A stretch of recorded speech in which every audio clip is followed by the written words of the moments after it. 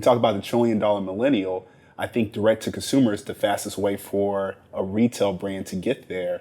When we look at the market opportunity for the sneaker culture or the sneaker business, or even from a retail streetwear perspective, what would you say the market opportunity is for a brand similar to Yeezy? Yeah, so there's obviously tremendous market opportunity. Like, we've seen a shift in the way people consume goods, in the last 10 to 20 years in such a massive way. Like, Yeezy in itself was able to reach its consumer because of its following, because of Kanye's, authenticity and his really, his aesthetic. He's able to really engage his customers, right? So direct to consumer made sense. It's like, why should I pay wholesale, a percentage to my wholesalers or to my distributors when I can just reach my people on my own?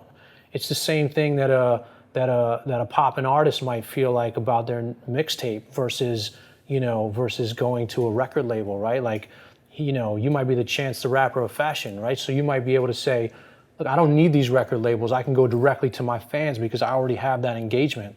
They believe in me. I speak to them. I have a niche that fills, a void in whatever consumers want, right? So, like, that's happening in fashion. That's happening with sneakers. That's happening everywhere, really. I mean, in photography, like Instagram, there's so many ways that you can reach your consumers directly.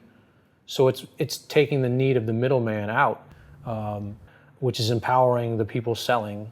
It's empowering the designers, and it's giving them more opportunity. So, Yeezy just did what it could do best, which was like reach its people. Kanye had a following before he even went to Nike, and when people were like, oh man, like, everything this dude does is authentic, so I know his sneakers are gonna be crazy, right? And then you release them and it's like, oh my gosh, like, I've never seen anything like this. That's the ability of a true creative. It's like, Elon Musk does that. Like, there's just so many ways. Like, they're taking new ways and disrupting and reaching their consumers like never before. So now's the time. Like, DTC is great. The problem is that, like, you got to reach your audience. So record labels are doing this. They're making their artists go and find their following on YouTube, on Instagram, and then they're taking the cream of the crop, not necessarily the most talented, but those who have the most followers, and they're like, yeah, we'll give you a deal. Mm-hmm. We'll give you an advance, but they've already done all the work, So, like, if you can stick it out as a young designer and you can say, all right, I might not get that advance, but there might be a slow and steady path to my continuing to grow my brand on my own, you'll have a lot more leverage, like Kanye did when he walked into Adidas. So, but the issue here, you correlated that to, like, music, in a lot of the forms of art, but within the fashion industry, the law hasn't caught up for you to be able to protect your IP. And we'll get into that later on, but it's interesting to me.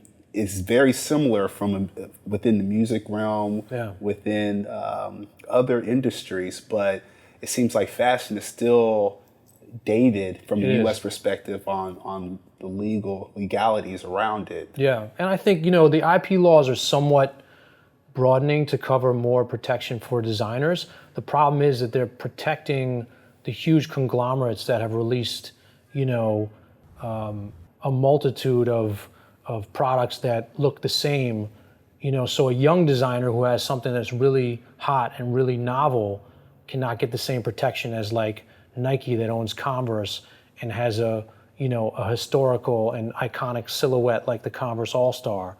Like, there's recent laws that have protected that silhouette in ways like never before, right? So, like, people used to come out with, like, a fake Chuck Taylor, like, I don't know, even Bape, if you look at it, they took the Air Force One and just changed the check. Exactly. So we're seeing broadened protection for those kinds of trade dress or, like, silhouettes and, like, other unmistakable iconic looks, like the red bottom on a Louboutin shoe, things like that. But the young designers who haven't proven themselves, that are coming out with the hottest ideas that these big brands are copying, they have no protection.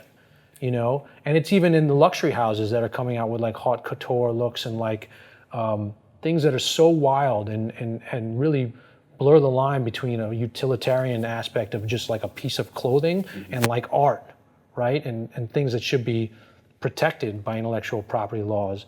You know, there's nothing like that yet. And it's a topic actually that's pretty near and dear to my heart because my wife is a fashion attorney, and when she graduated law school, she wrote an article called Style Piracy Revisited, and she was proposing that designers should have some limited time frame, like maybe 6 months or a year, like the lifespan of a collection in the fashion world, of a limited protection to say, this is what I'm doing that's so new.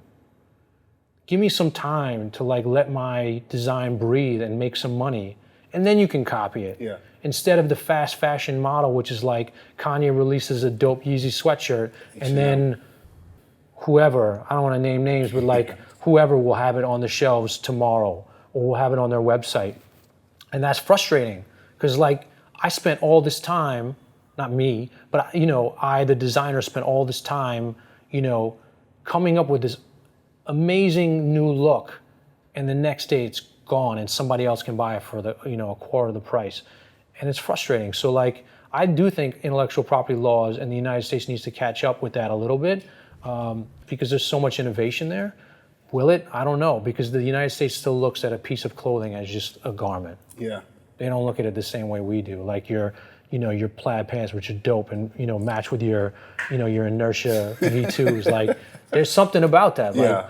wouldn't it be dope if you could protect this look for a hot minute? Like, you know, no one else. Yeah, and when you bring up Chance the Rapper, you know, as one of the staples of going independent within the music industry, I start going back and thinking within the fashion realm, how can a fashion or designer go independent? Is that them protecting their IP? Yeah. And what is the equity of that IP? You know, I think a designer's IP is really their minds, right? The creative mind that they have. I think that's the way they should look at it. Like Kanye was never really threatened by people coming in and copying it because he knew he'd create more amazing inventions, ideas, designs, and that's for anybody, right? So like, why would an artist give their mixtape to the public for free? Because they want the people to have it. It's like art, right? Like give it away. And the money will come.